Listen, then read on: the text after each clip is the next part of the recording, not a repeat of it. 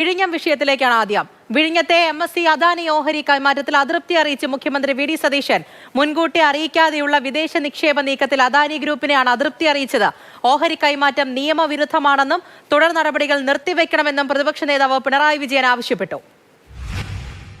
സർക്കാരുമായി കൂടിയാലോചന നടത്താതെയാണ് അദാനി വിഴിഞ്ഞം പോർട്ട് പ്രൈവറ്റ് ലിമിറ്റഡിൽ 49% ഓഹരി പങ്കാളിത്തത്തോടെ മെഡിറ്ററേനിയൻ ഷിപ്പിംഗ് കമ്പനി നിക്ഷേപം നടത്തുന്നുവെന്ന പ്രഖ്യാപനമുണ്ടായത്.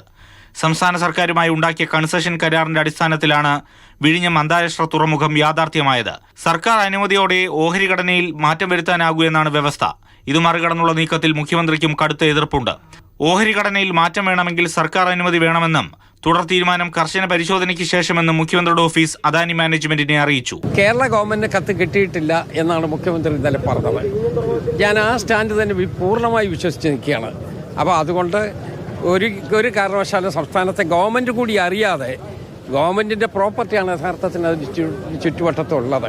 25%-ലധികം ഓഹരി കൈമാറ്റം വേണമെങ്കിൽ സംസ്ഥാന സർക്കാരിന്റെ മുൻകൂർ അംഗീകാരം ആവശ്യമാണ്. ഇത് മറികടന്നെന്നാണ് പ്രതിപക്ഷാരോപണം.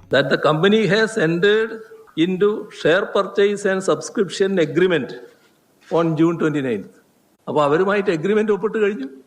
അതിനുള്ള ധൈര്യം സാധാരണഗതിയിൽ കൺസെഷനായ അദാനി ഗ്രൂപ്പിന് കിട്ടുമോ? സംസ്ഥാന ഗവൺമെന്റിന്റെ മുൻകൂർ അനുമതി ആവശ്യമാണെന്ന് പറയുന്നിടത്ത് വിഷയം CPM-ഉം രാഷ്ട്രീയ ആയുധമാക്കുകയാണ്.